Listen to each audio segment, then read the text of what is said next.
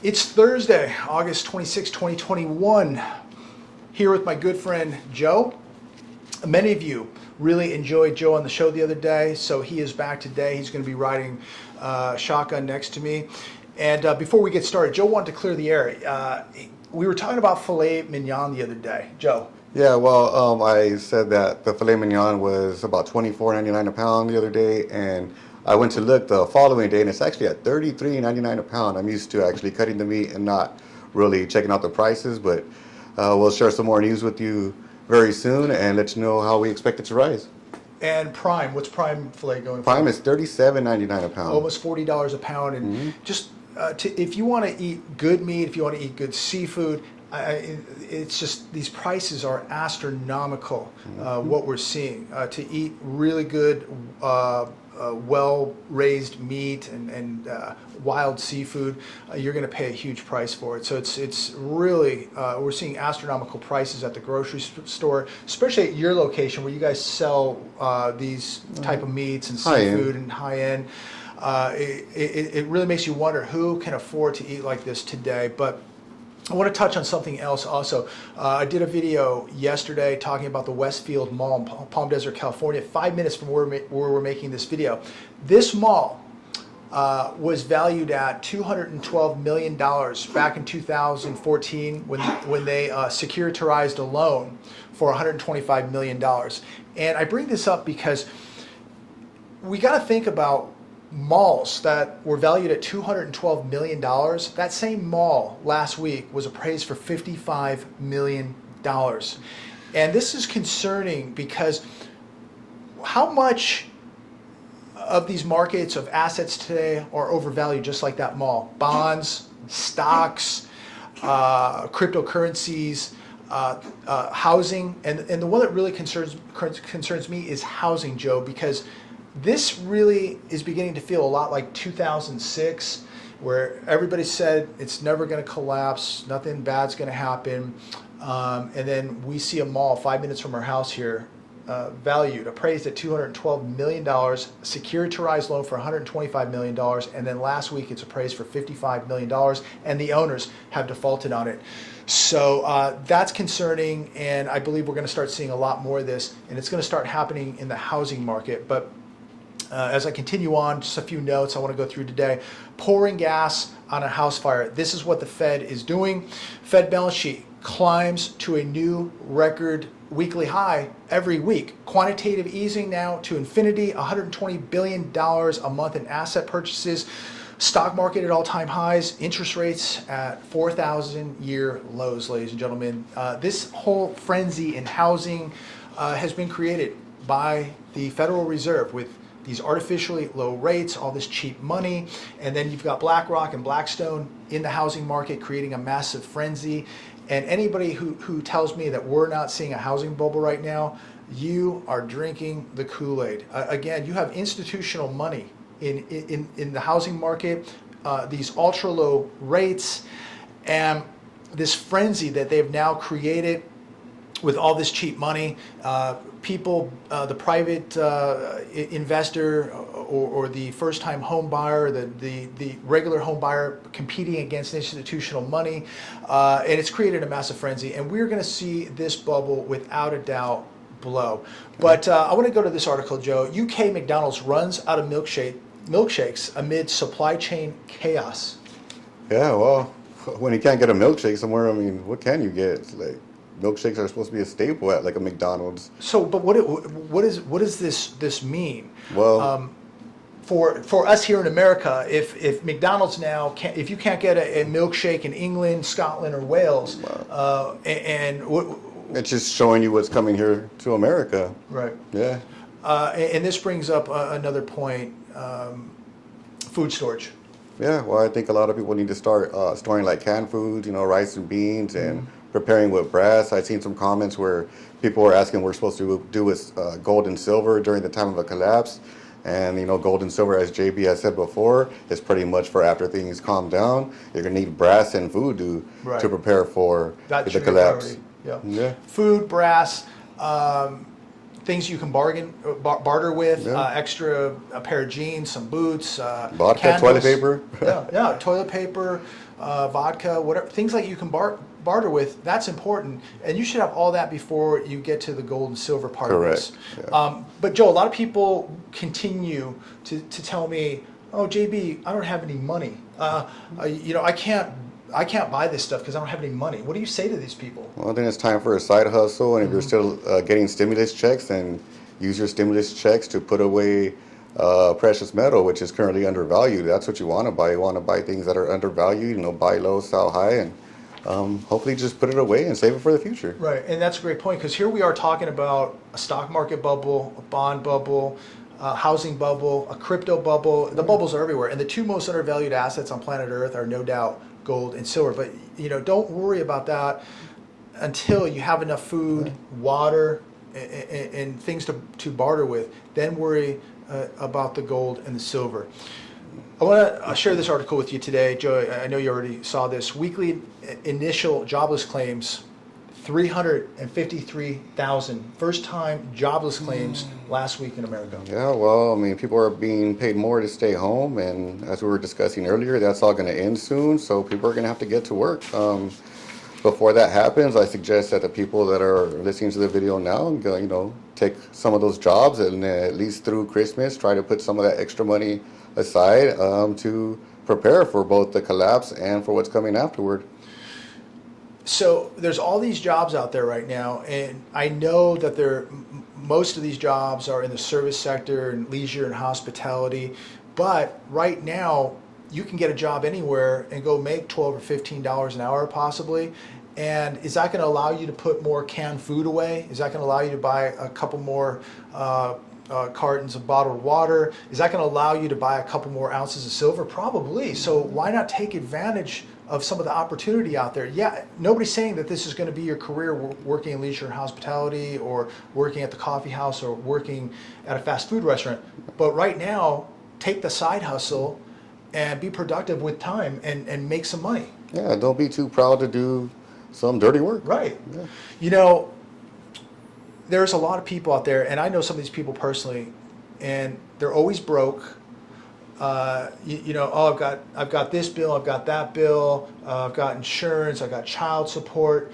But these are the same people, Joe, that they do the 9 to 5, but then after 5 o'clock, they're not doing anything. So why or can't they're going out and partying and spending that money on immaterial things or material things, actually, stuff that they don't really need. Going to the bars, Yeah. going out to dinner, Right. going out to lunch.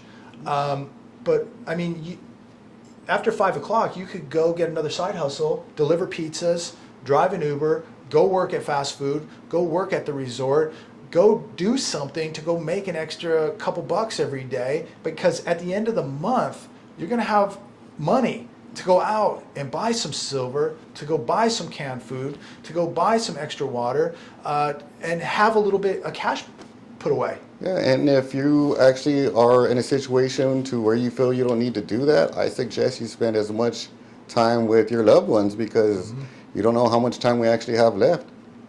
Yeah, that's another good point. With everything going on, you've got to really be tight with family. Don't have any animosity. Make sure that family is close, your friends are close, because I think that these are going to be really troubling times where people are really going to be tested. People are really going to be pushed to their limits, especially financially, Joe. Yeah, and speaking personally, just being a patriot is hard itself. You got friends and family that are going to disagree with what you say because they've been propagandized since birth. So Yeah. you got to kind of fight your way out of the matrix and try to pull people along with you. Right. A lot of people, they sit in front of the television all day and just being brainwashed. And, that's another thing. People have got to just detach from the television and the brainwashing. And it's so important now, more than ever, to really be thinking outside of the box, critically thinking for yourself, your family, and really trying to detach from the system. Everybody goes, what can I do? What can I do? I don't have any money. Well, it doesn't cost any money stop being brainwashed, right? To stop watching all the propaganda and these people in the $3,000 suits telling you how great everything is, telling you to run up your credit cards and what have you. It takes nothing to start educating yourself and thinking for yourself and critically thinking, and it takes nothing to begin to realize that this is all an illusion, and you better wake up. Speaking of education, it costs really nothing to read, but it only costs you about $500 to $600 to actually homeschool your child. And put them on the Ron Paul homeschool program, and you're going to educate them towards freedom and liberty and away from authoritarianism. So things to think about, but it doesn't cost anything to start thinking for yourself, to start critically thinking, and to stop believing all of the illusion that is being just force-fed to people daily on a television.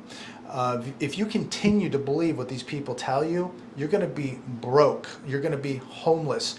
And how many people, Joe, are 1 or 2 paychecks away from being on the streets?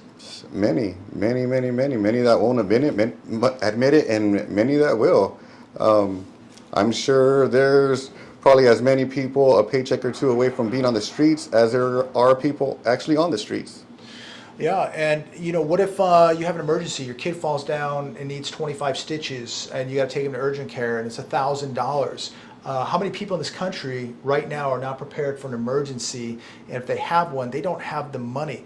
But again, these are the same people that don't want to go to work. Many of them, may only do the 9 to 5, but not too good to take the side hustle. Too much pride to take the side hustle and go work a job that's beneath them.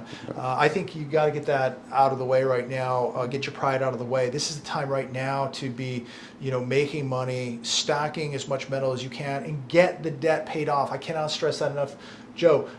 Like, before you do anything, get the debts out of your life. Well, the more debt-free you are, the more money you have to spend on the things that you need. But money's not everything. It's not going to get you everything. That's why we suggest skills as well. You can grow your own stuff. You can make your own shoes. You can tailor your own suits. As I've seen in some of the comments, you guys have great comments there, and I appreciate it. Yeah, when you know how to do something, you can make money. And money's not my God. I know money's not your God. But you got to have money to survive, and you got to have money to go buy these preparations, and you got to have a skill set too. Because if you don't have money, or the money becomes worthless, then you're the asset. You've got to have the skill set, know how to do something. Yeah. But like you said, be your own central bank, be your own asset. Absolutely. And the more you know how to do, the better you're going to do in the worst of times. And we got some really bad times coming. And unfortunately, Joe, most people don't know how to do anything. The average man today plays video games at 35 years old, playing video games, Right. fantasy football. You have adults that watch sports. I don't have anything against sports, but I don't really believe in what these organizations believe in, but that's another video. But you have adult men now who continue to watch cartoons, they're watching reality TV, they're playing video games, they smoke a lot of dope. These people are going to be in big trouble when the greatest depression in U.S. history arrives. I mean, it's getting crazy when you see adult men watching other adult men play video games on YouTube, when YouTube is actually a great source if you want to learn something. I've learned lots of skills just by watching YouTube. I've been able to fix lots of things just by searching for it on YouTube. Right, and you might actually learn a skill by watching some of those videos and go make some money.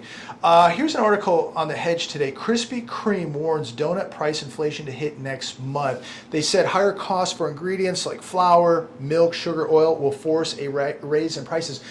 Now, look, I like my Krispy Kremes. When I was on a show with Dan Goldcup, everybody commented about Dan's Krispy Kreme box in the back of his car. It wasn't mine, but I do frequent Krispy Kremes probably once or twice a month. But I think it's $1.50 for one of their little donuts, and now it's going to go up even higher. Who's going to afford $2 or $1.75 a donut? This is like getting out of control. I mean, like, I feel guilty paying $1.50 for one of those little donuts. Man, I could already hear the police jokes, defund the police, there goes the donuts, right?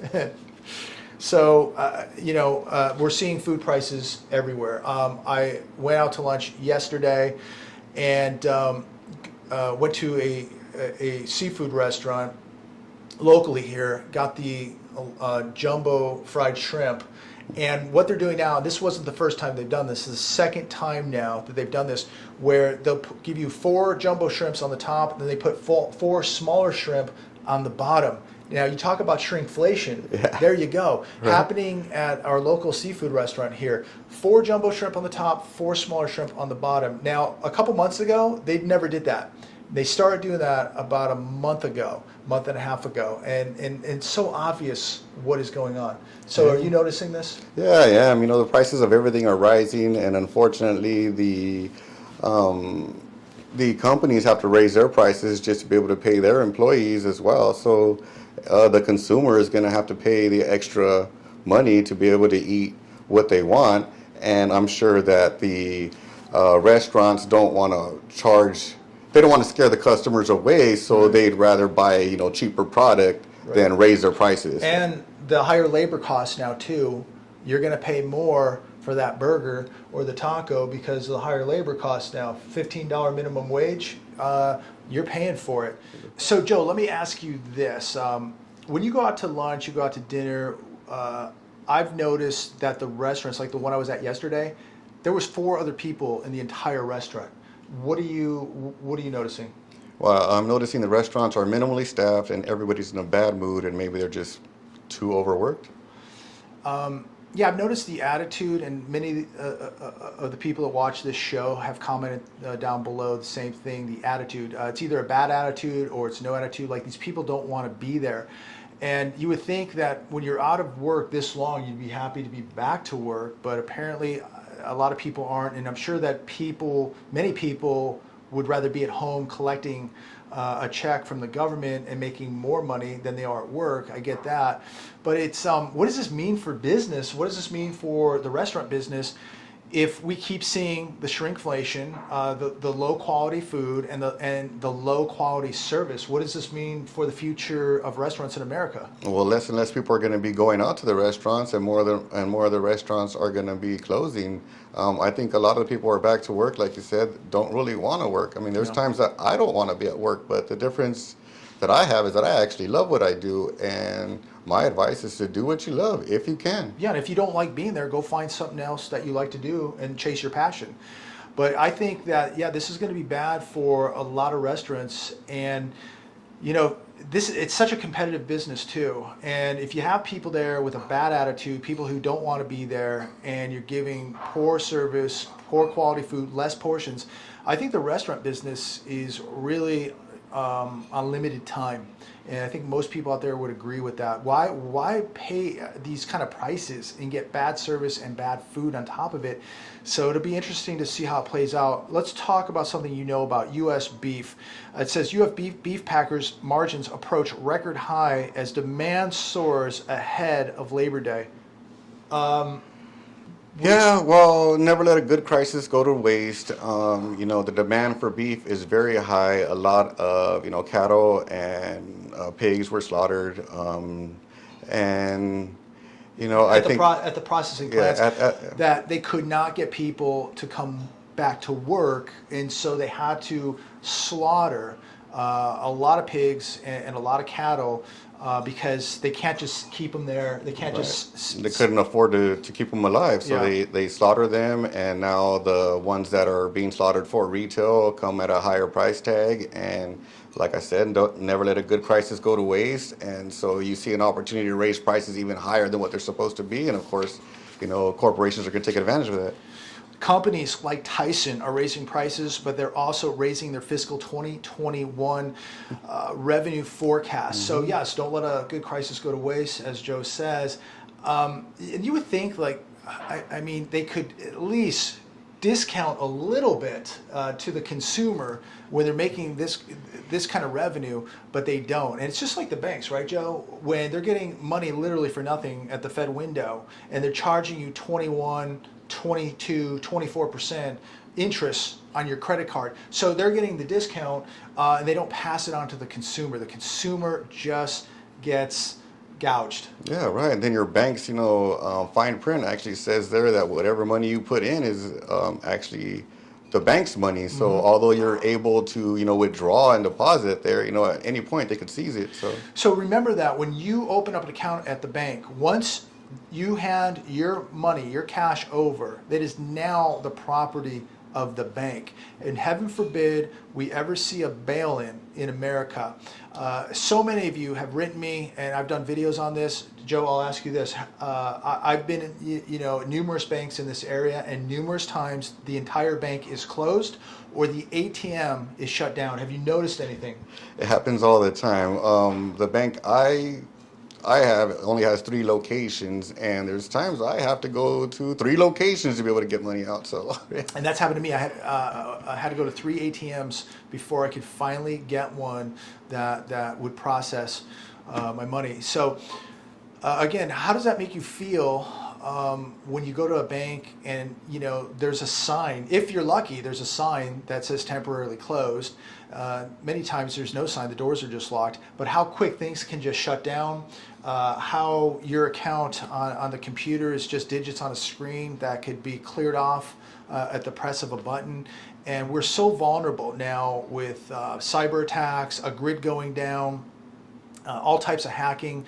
And how safe really is your money electronically, or how safe is it at the bank? Because once you deposit that money, it is now the bank's money, and more than likely that money is now not even sitting in that bank any longer. It's been lent out. Right. I think banks are only entitled to carry about 10% of what they actually say they have, and yeah, so you got 100% or say even 20% of the customers going in there to get their money out of the bank. The bank is So think about that. If you had to get down to the bank to get your money out in a time of emergency, you might get your money out.